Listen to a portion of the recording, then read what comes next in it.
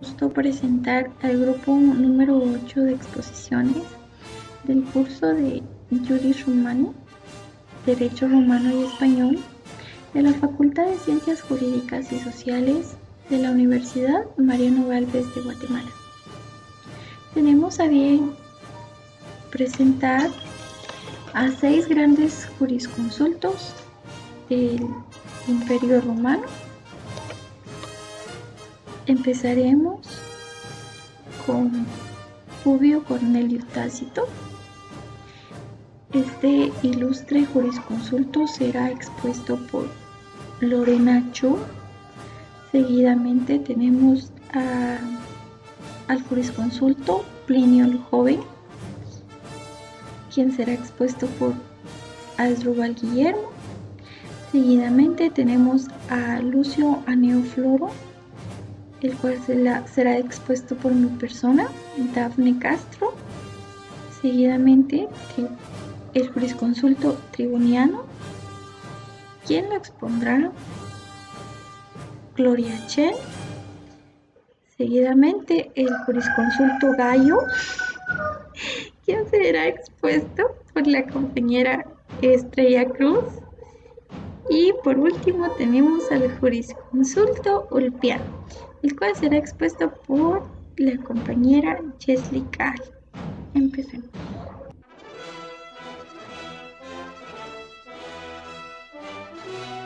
Hola a todos, mi nombre es Lesbia Lorena. En esta ocasión voy a hablarles acerca de un personaje que tuvo un impacto en la vida social, política, como también en la historia, quien fue o es considerado como Publio Cornelio Tácito. Nació en el año 56 después de Cristo. Vivió la mayor parte de su vida en Roma, donde se introdujo en la sociedad imperial. Cornelio Tácito se casó en el año 77 con la hija de Julio Agrícola. Cornelio Tácito fue un político e historiador romano de época Flavia y Antonina, en donde participó activamente en la vida política. Y después de haber desempeñado diversos cargos públicos como cuestor entre el año 81 y 82, pretor en el año 86 y cónsul en el año 97, Cornelio Tácito decide abandonar la carrera pública para dedicarse a la historia. Escribió grandes obras históricas, biográficas y etnográficas, entre los que destacan las historias y los anales.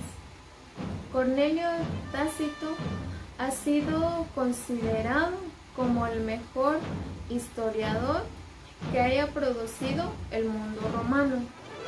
Entre las obras históricas o las dos grandes obras que escribió Cornelio Tácito, que son las historias y los anales, que en su conjunto comprendían de 30 libros. Se dice que la historia, en la obra de la historia, solo se han conservado los primeros 4 libros y una parte del 5.º libro. Así también en los anales, que comprendían de 16 libros y solo se han conservado los primeros 4 y un fragmento del 5.º libro.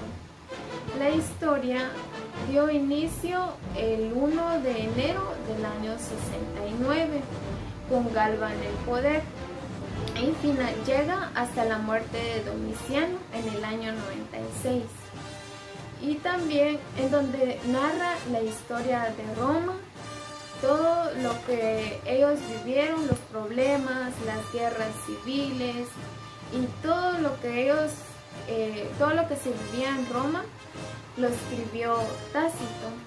Y en los anales narra sobre los pueblos en donde también surgieron problemas.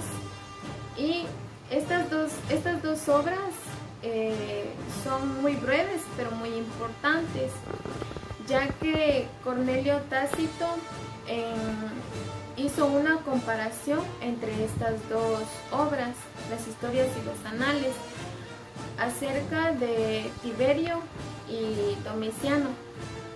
No hizo una comparación no porque ellos fueran seres humanos, sino por el comportamiento que ellos tenían en el poder, ya que ellos se estaban desviando, o ellos peleaban por el poder, no estaban gobernando como lo tenían que hacer. Es por ello que Cornelio Tácito escribió estas dos grandes obras, quien hoy en día seguimos recordando o seguimos escuchando de ellos. Como también existen dos obras menores de Cornelio Tácito. Entre ellos encontramos Germania y Agrícola. Germania narra sobre la historia de los pueblos de Germania. En ellos, contrastando su vitalidad y virtud frente a la debilidad y vicio de la corrompida sociedad romana. Y en la obra menor, que es Agrícola, quien narra o escribió acerca de su suegro, quien es Julio Agrícola. Fue un militar, un importante senador. Él fue un exgobernante también, y él fue víctima de Domiciano. Cornelio Tácito escribió esta obra acerca de su suegro, donde destacó las obras importantes o el trayecto que vivió su suegro en ese tiempo, ya que no fue una vida fácil para la vida de tanto como de su suegro como las personas quienes vivían en esa época, ya que pasaban por problemas, por guerras civiles, y no habían acuerdos entre ellos, y peleaban por el poder. Entre estas obras que escribió Cornelio Tácito, como decía, ¿verdad?, anteriormente, que son las obras más importantes que hoy en día se han escuchado, se han hablado.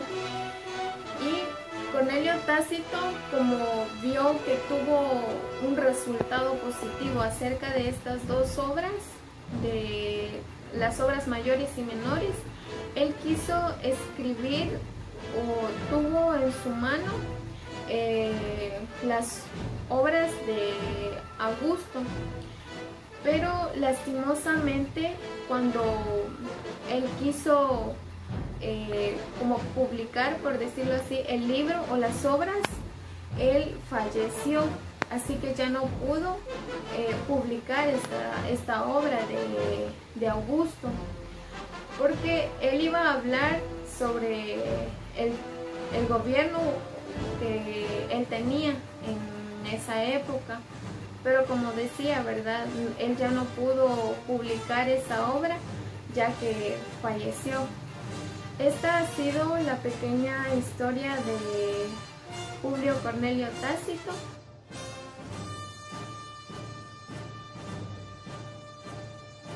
¿Qué tal, compañeros?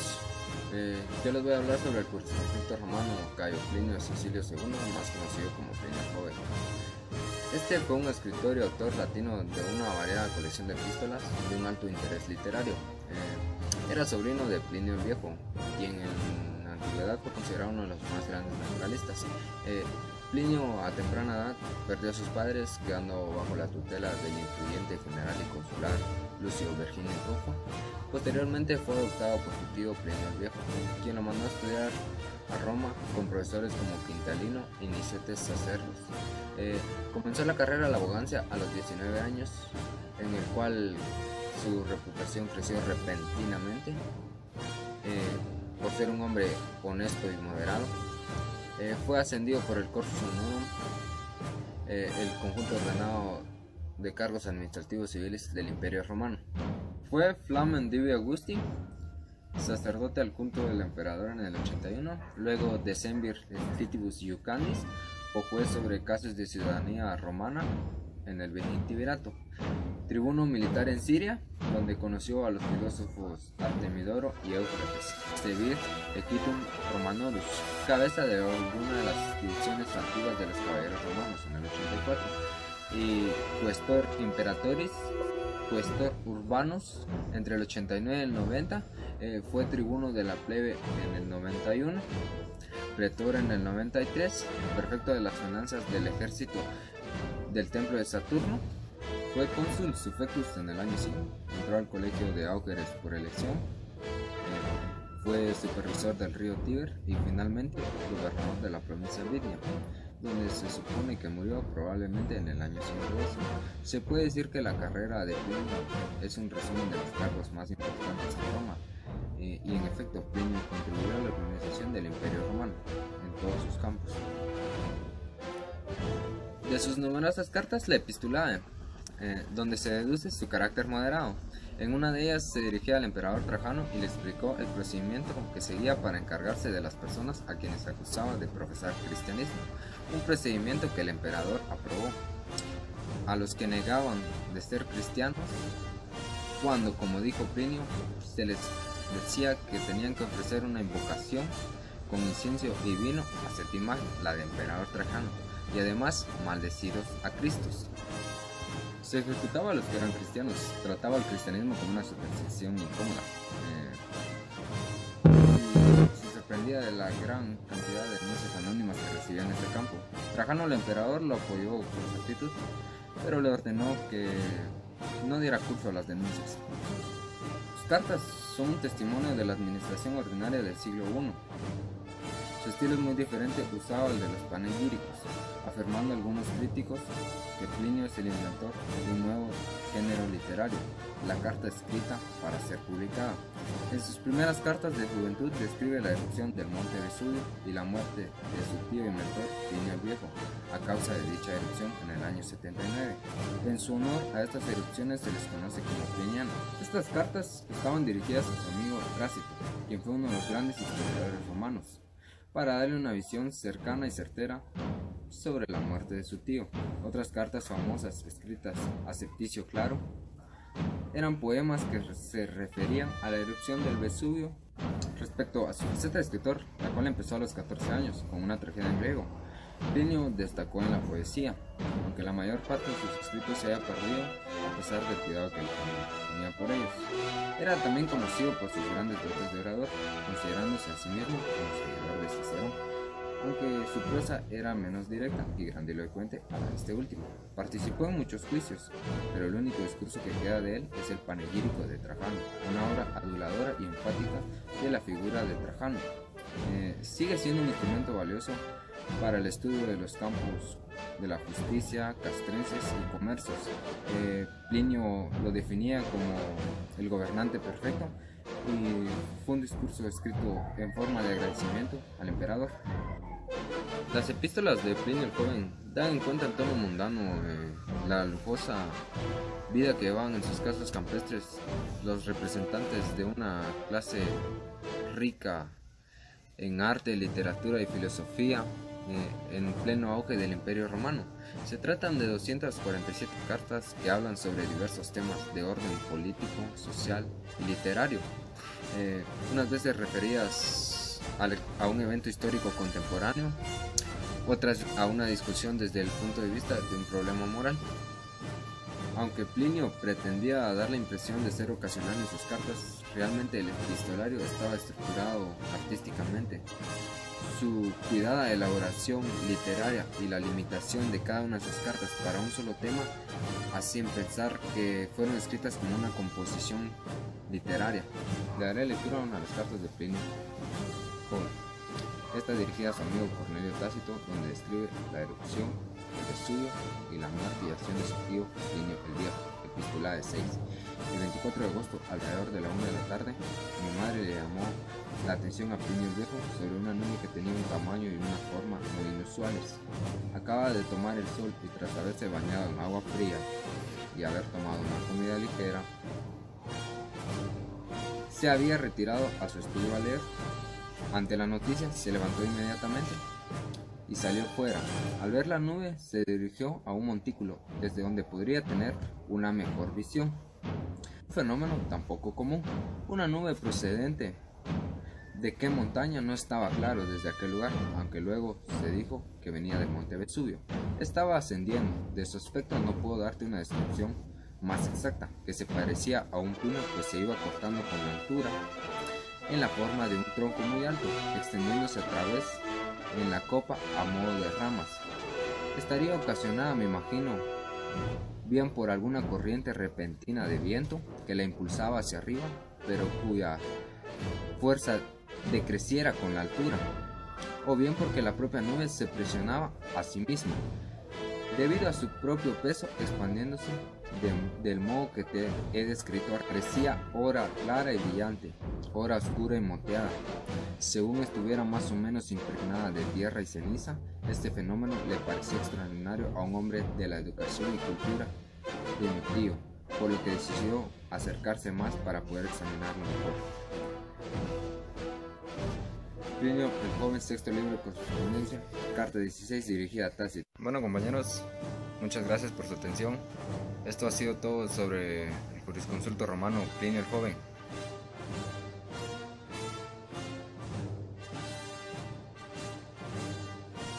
Luciano Floro fue un historiador romano conocido como el hombre de las letras del siglo II después de Cristo.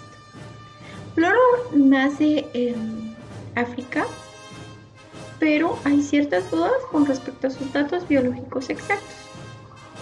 Sin embargo, se llega a la conclusión que nació entre los años 70 y 74 durante la época adriánica. Cabe resaltar que Lucio fue amigo personal de Adriano y él nació en el seno de una familia muy rica y por ende se dedicó a estudiar la lengua griega en la ciudad de Cartago. A pesar que Floro era de origen africano, él vivió fuera del territorio africano. Vivió en Tarragona, España, vivió en Roma y se dice que en el año 94 del primer siglo de la era cristiana, Floro decide llegar a Roma con el propósito de participar en los Ludi Locandi. Los Ludi Locandi eran juegos sagrados los cuales fueron constituidos por el senador Marco Fulvio Camilo y en el año 94 fueron dirigidos por el emperador Domiciano. Estas celebraciones se realizaban anualmente con el propósito de rendirle culto a Júpiter Capitolino. Júpiter Capitolino era el centro del culto del Imperio Romano, es decir, que era un templo el cual se encontraba situado sobre el santuario que fue dedicado a Júpiter Catiaris. Este templo fue comenzado a construir por el rey Tarquinio Prisco y fue finalizado por el rey Tarquinio el Soberbio. Este templo fue consagrado el 13 de septiembre del año 509 a.C. por el cónsul Marco Horacio Pulvilo. Regresando nuevamente a la vida de Floro, cabe recalcar que él pudo participar en los Ludi Locandi, sin embargo no pudo ser coronado debido a su estado de provinciano, es decir, que él no fue originario ni nacido en el pueblo romano y por lo tanto él no pudo ser coronado en esos juegos. Floro, muy molesto por esta acción, decidió marcharse inmediatamente del pueblo romano y decidió recorrer el mar Mediterráneo, iniciando desde Grecia, Egipto y cruzando los Montes Pirineos hasta llegar a la ciudad de Cartago. En esta ciudad decidió instalarse como docente de retórica. Se dice que al principio él odiaba rotundamente la profesión de un docente. Trabajó 5 años como docente y durante este tiempo él empezó a amar y adorar fielmente su vocación como docente.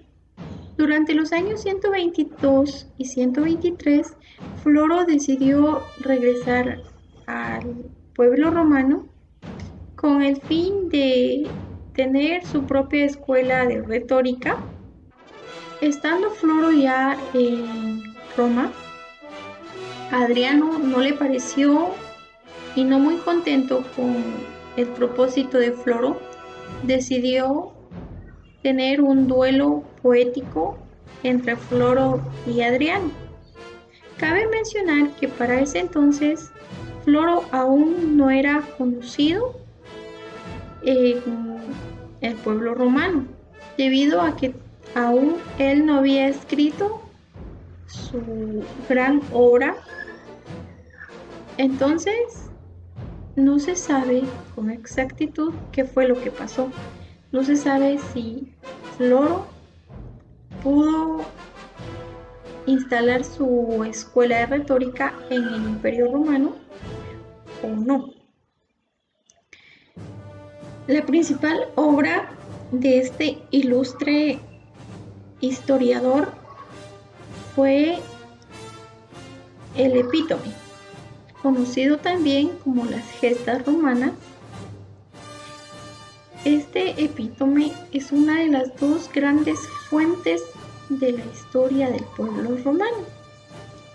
Aunque algunos historiadores no consideran el epítome como tal, lo ven como una monografía histórica debido a que Lucio hizo una comparación entre la historia de Roma con las edades del hombre.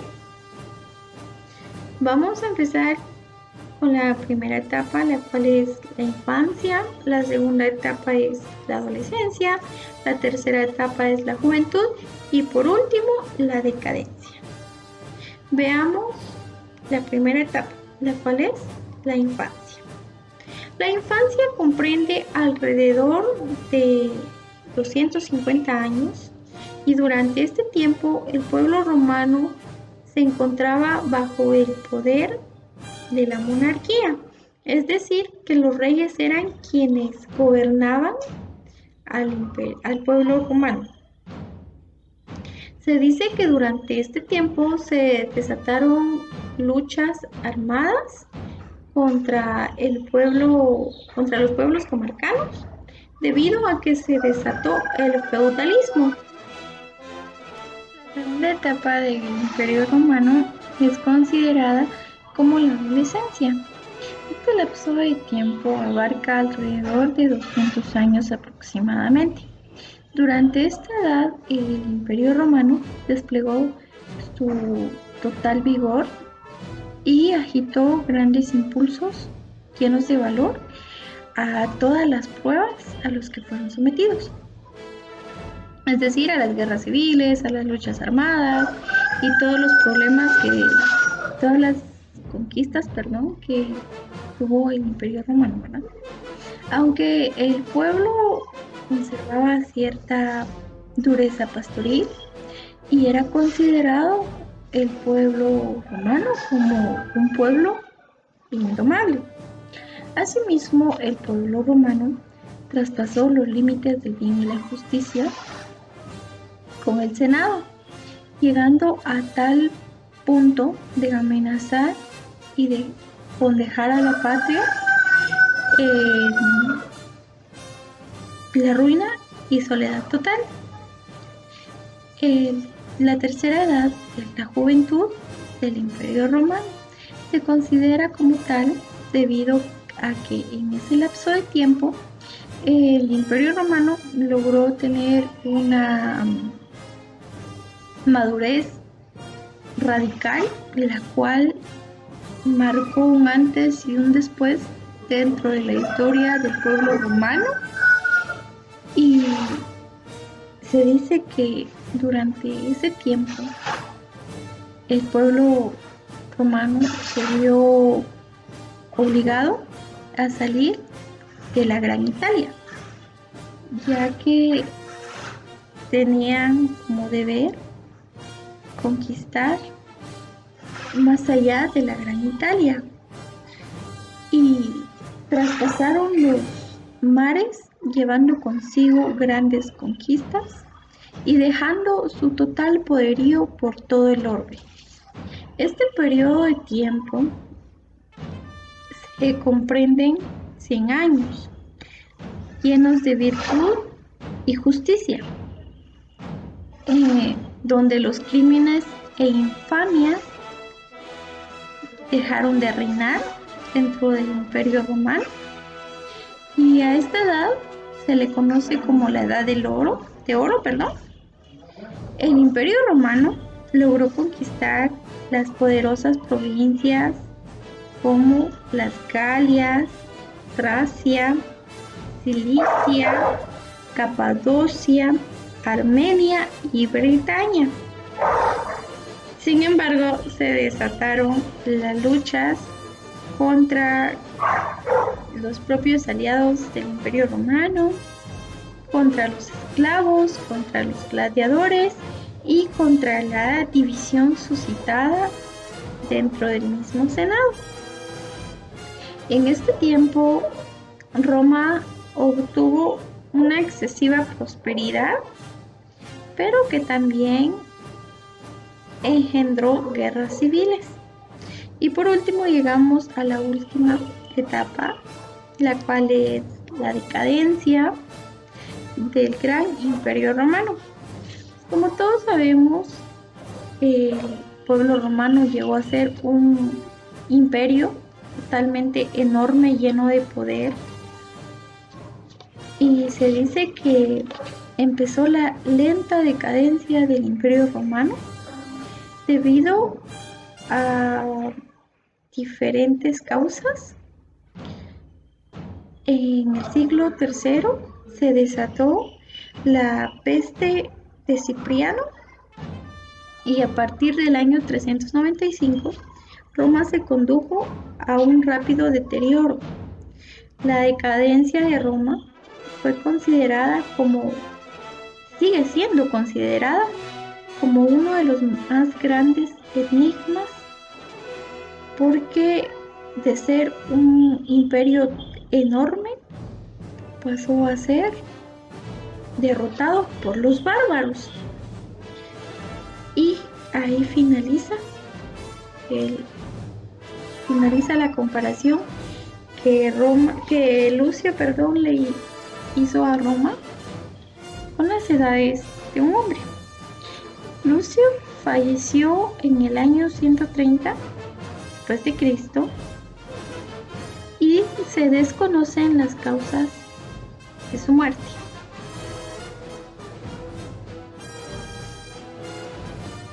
Triboniano nació en el año 500 después de Cristo. Falleció en el año 547 después de Cristo. Triboniano fue un jurista bizantino del siglo VI. Aparece reflejada en los escritos de Procopio de Cesarea. También colaboró con el emperador bizantino Justiniano, trabajando en una ordenación y recopilación del sistema del derecho romano en esa época, conocido modernamente como Corpus Juris Civilis, traducido en español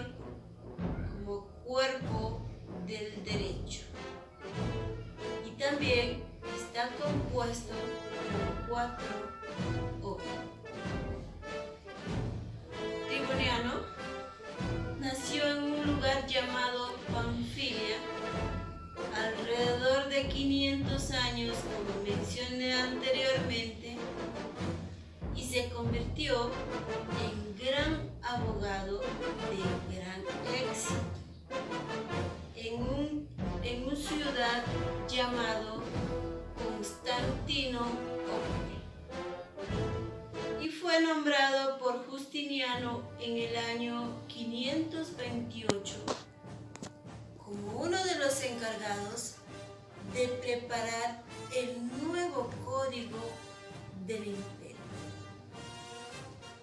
El código de Justiniano, que fue promulgado en el año 529, y en ese mismo año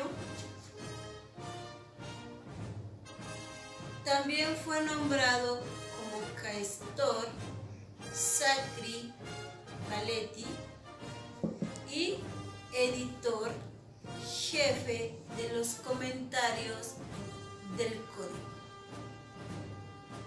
que era mucho más amplio que el propio código,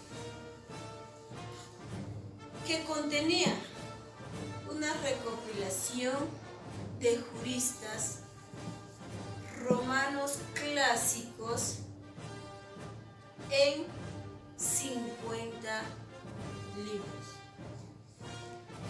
publicado en el año 533, mientras que se estaba terminando.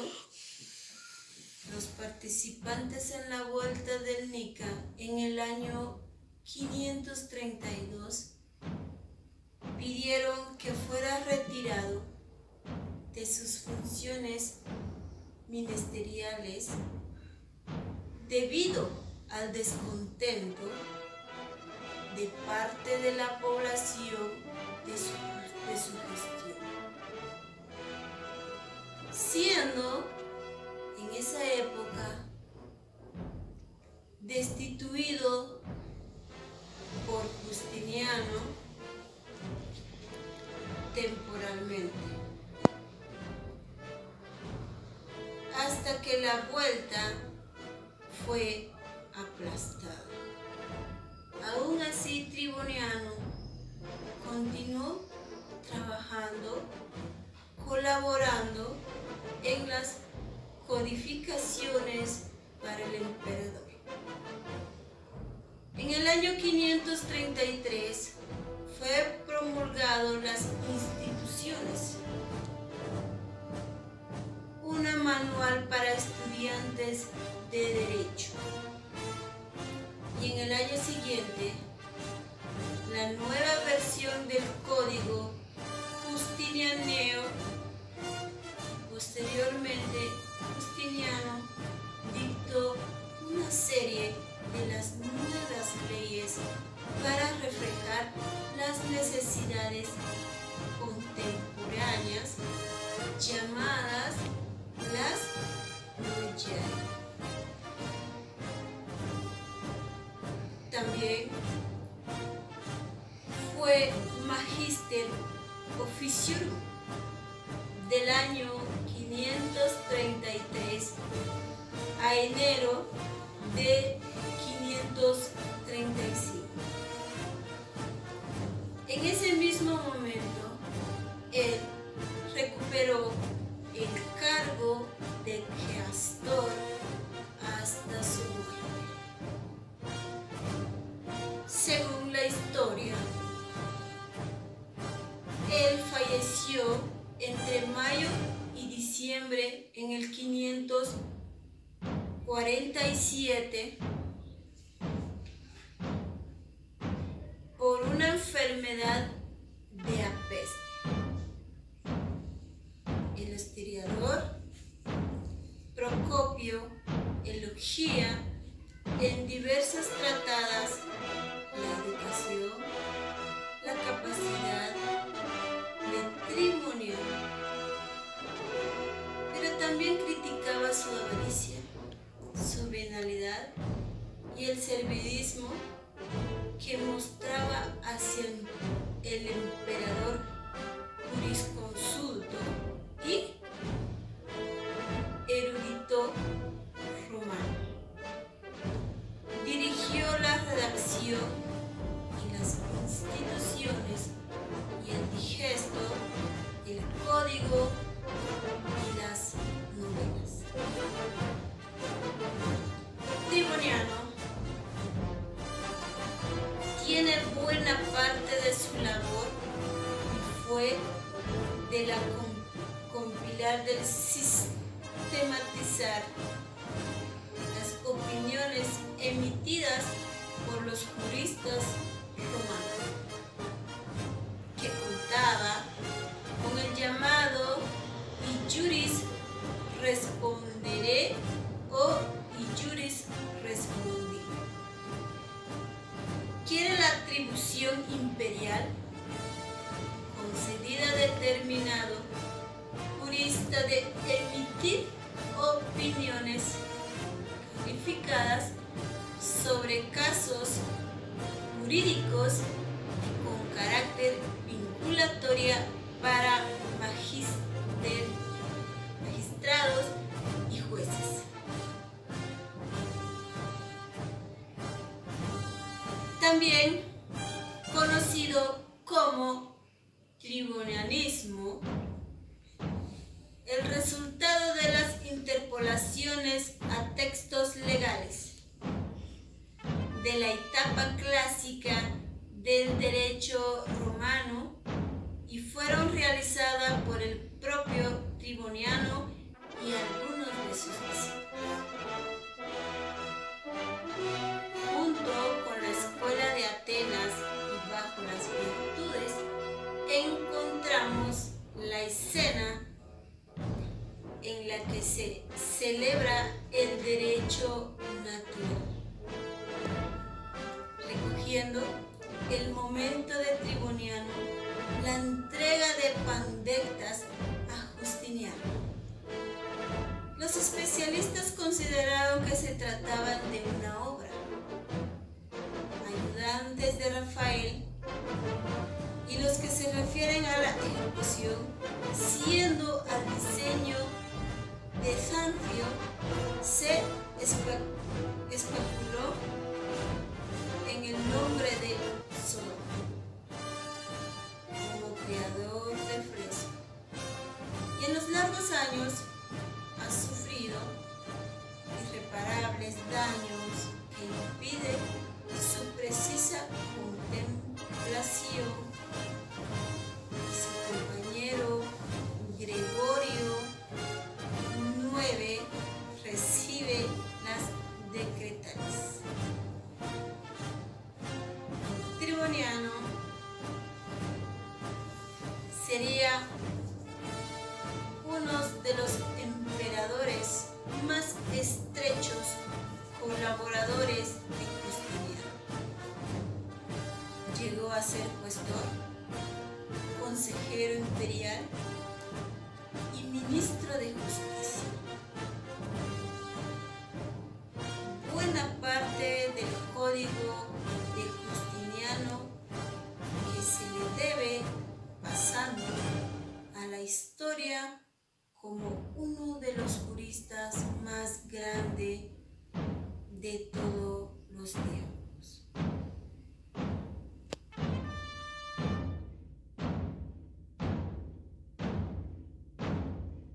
Jurisconsulto Gayo. En el año 178 después de Cristo, el jurista romano, nacido en la segunda década del siglo II y murió después del contemporáneo de Pomponio, fue poco conocido en su época, pues comenzó a ser valorado durante la época posclásica. Apenas se conocen datos de su vida. Vivió en el periodo comprendido entre los reinados de Marco Aurelio y Adriano, de lo que se declaró como contemporáneo en sus escritos. Algunos investigadores han afirmado que nació y vivió en alguna provincia oriental del Imperio Romano, aunque no se ha encontrado ningún dato que confirme dicha teoría. El estilo de sus obras demuestra que se dedicaba a la enseñanza, aunque las escuelas de los sabinianos y proculeyanos estaban superadas. Gallo se describió a sí mismo en uno de sus escritos como sabiniano, a la vez que combatía las opiniones de los tertulianos. Una de sus obras fue Las instituciones, que se ha conservado en su totalidad, lo que hace de ella jurisprudencia romana al carácter docente de sus escritos. Los juristas posteriores valoraron en Gallo su claridad y capacidad de sistematización. Claro ejemplo de lo cual son las instituciones de importante informaciones de los procesos formularios y de enjuiciamiento civil del periodo arcaico, la cual está dividida en 4 libros, de los cuales el primero se refería a los principios generales del derecho, el segundo al derecho de las personas, el tercero hacía mención al derecho de las cosas y el cuarto al derecho de las acciones.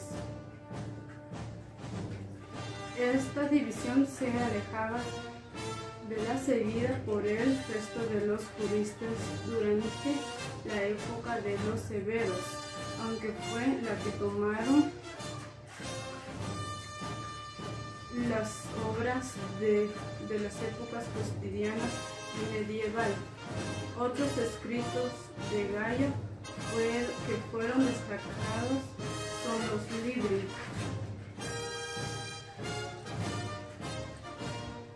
Además, escribió diversas monografías de diversos temas de legislación romana. Características de sus obras.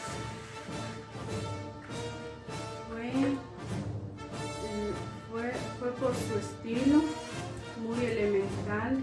Se caracterizó por las escasas polémicas por las que podían exponer los conceptos del derecho, al carácter docente de las instituciones se convirtieron en obra de consulta obligada para los estudiantes de leyes del primer año de las escuelas imperiales a partir del siglo III. En el año 426, el emperador del occidente promulgó la ley de citas, que establecía que las opiniones de Gallo, junto a los de Papiniano, Paulo, Ulpiano y Modestín, eran la única que se podían alegar en los juicios en el occidente. Se hicieron durante el Bajo Imperio, cuyo ejemplo más destacado fue el Epítome Gallo, elaborado en el siglo V y que se incluyó el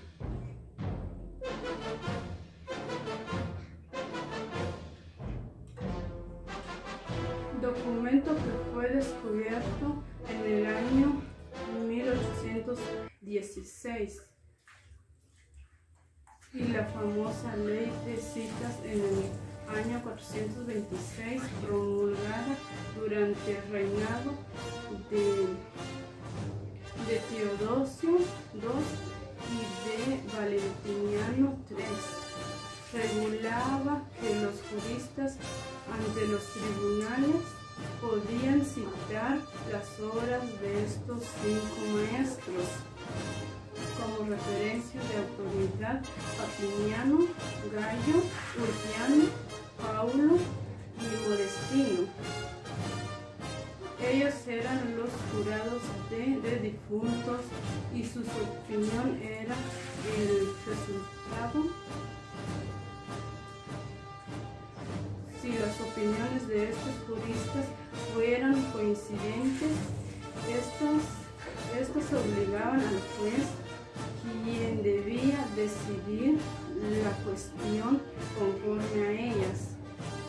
Del análisis de los textos de Gallo, algunos juristas sostenían que no estaban muy al tanto de la evolución doctrinaria de la época y que no era más que un simple autor de manuales de derecho. Los demás, en cambio, afirmaban que fue un gran profesor de derecho, ya que todas las obras que redactó tenían una clara finalidad docente. Lo cierto es que Gallo, a diferencia de los jurisconsultos de su época, no desempeñó cargos públicos y que tampoco gozó del ius publicae respondendi, que era la autorización que se le otorgaba a los juristas para dar opiniones en nombre del emperador.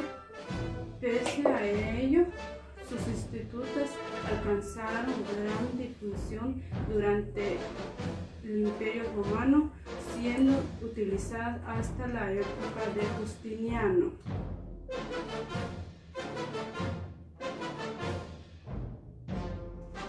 Buenas tardes, compañeros, tengan cada uno de lo mejor de esta tarde. Mi nombre es Jesly Madeleine Calcucul. Me corresponde hablar sobre el personaje Ulpiano y su biografía. Aunque se desconoce su fecha de nacimiento de Ulpiano, aunque suele estarse en torno al año 170 en Venecia. Era miembro de una de las familias más importantes de la provincia romana de Siria. El periodo de su actividad se desarrolló entre el año 211 y 222. Particularmente durante el emperador Caracalla, el año 211 y 217, su carrera fue similar a la de su rival Pablo. Fue asesor de su maestro Papiniano, además como prefecto del pretorio, hasta el año 222. Tras el homicidio de Papiniano en 212, la persecución contra los simpatizantes de Geta decidió retirarse de la vida privada, época en la que redactó la mayoría de sus obras jurídicas. Se dedicó a componer comentarios dogmáticos complejos y monografías de divulgación, y durante el gobierno del emperador Heliogábalo abandonó Roma. Fue expuesto al exilio solo por ser un buen hombre. En el año 222, al ser elegido Alejandro Severo como el emperador, pudo regresar y fue llamado a participar en el gobierno como asesor y prefecto del pretorio. Asimismo, también el emperador Alejandro Severo fue su maestro durante su infancia. Su talento y sus condiciones personales llamaron la atención del emperador y así lo nombró prefecto del pretorio. Su programa buscaba reducir los privilegios de Heliogábalo que él concedió en la guardia pretoriana, con el fin de aumentar el control sobre el elemento militar. Provocó la enemistad con esta y un intento de homicidio. Finalmente fue asesinado en el palacio frente al emperador en el curso de una revuelta entre multitudes de personas y militares, probablemente en el año 228. Uno de sus discípulos, Herenio Modestino, se convirtió en el jurista más destacado en la siguiente generación. Entre sus obras se destacan los comentarios Ad Sabinum y Ius Civile. En 51 libros habla sobre el edicto del pretor. Fue en 81 libros, más de 81 libros en el Ad Edictum, y varios textos sobre atributos de funcionarios y magistrados imperiales, 19 libros de oficios pronosconsulis y 3 libros de oficio consulis, entre otros, que él redactó. El único libro es sobre el oficio del cuestor, del prefectus urbis, perfectus vigilum. Además redactó 2 libros, responsa y comentarios de cosas reales, 10 de disputiones, 7 de reglas y 2 libros de instituciones. Y de sus obras se conservan algunos pasajes incluidos en el digesto, en ciertas colecciones privadas y oficiales, y otros fragmentos de él de Ius Romani. Vaticano. Está conservado el códice del siglo IV de la Biblioteca Vaticana.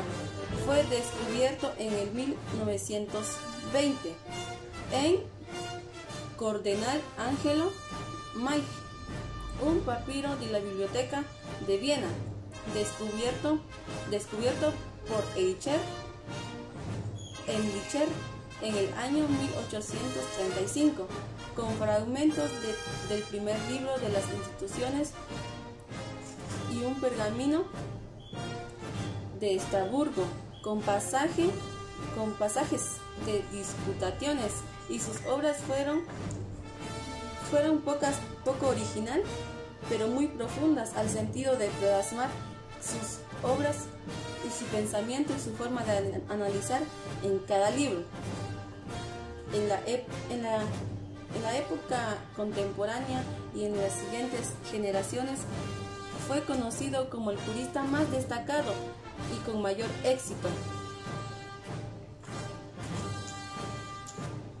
Citaba a los juristas y copió literalmente textos de senados consultos, y simplemente hizo una tarea compiladora de todas sus obras. Redactó 3 preceptos fundamentales de los 3 máximos de Ulpiano: vivir honestamente, la cual significa en la sociedad se debía adecuadamente en la sociedad para obtener una armonía y una civilización. Número 2, no engañar a nadie, en la que consiste en la que uno se desenvuelve en la sociedad, no debe dañar a los demás. Vivir civilizadamente. 3, dar a cada uno lo suyo, en la que corresponde también el Estado debe cumplir con los derechos de las personas, con el orden del público. La importancia de Ulpiano se expresa sus opiniones en el estilo claro y sencillo, lo que le permitió convertirse en los siglos posteriores el jurista más popular. Fue incluido junto a Gayo, Modestino, Pablo y Modestino en la Ley de Citas en el año 426,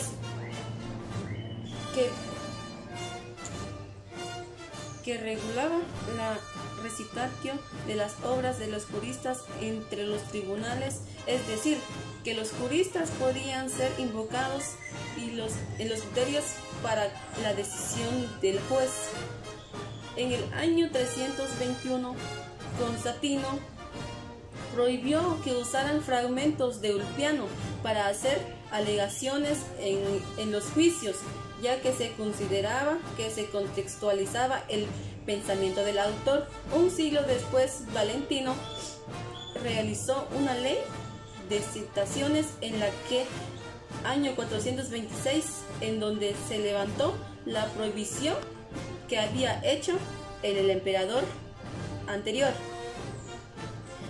Se decretó, y en caso que hubiera contradicciones entre los juristas, siempre predominará la opinión de Papiniano. Si dan labor o actividad expositiva que realizó del derecho le permitió obtener el mayor premio para un jurista romano, ser el más utilizado en la compilación de Justiano, en la que una tercera parte proviene de sus obras, convirtiéndolo en uno de los principales informantes del derecho romano, que hoy en día es de gran utilidad para nuestra generación estudiantil del derecho.